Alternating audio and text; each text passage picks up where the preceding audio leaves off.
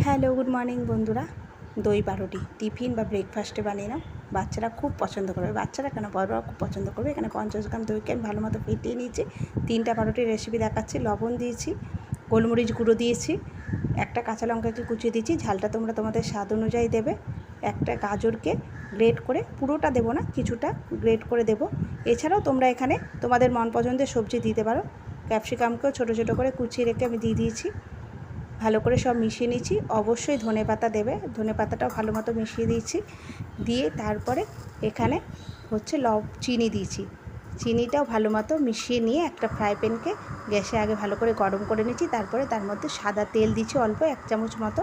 নিয়ে পাউরুটিটা দইয়ের ওই মিশ্রণটার মধ্যে এপাশ ওপাশ ভালো করে ঘুরিয়ে নিয়ে পাল্টে নিয়ে ফ্রাই প্যানে দিয়ে এক পাশটা ভালো মতো ভাজা হলে অপর পাশটা পাল্টে দেবে। আর সমস্ত এই ভাজাটাই আমি আঁচটা কমিয়ে করেছি।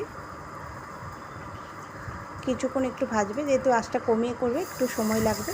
এই দেখো, আর একটু তেল দিয়ে আবার একটা পাউরুটি দিয়ে দিয়েছি। এইভাবে আমি প্রত্যেকটা পাউরুটি এভাবেই রান্না করে নিয়েছি। তো এই তার উপর দিয়ে গোলমরিচ গুঁড়ো দিয়ে দিয়েছি। উফ, যা লাগে না, দুর্দান্ত! একবার অবশ্যই ট্রাই করে দেখো।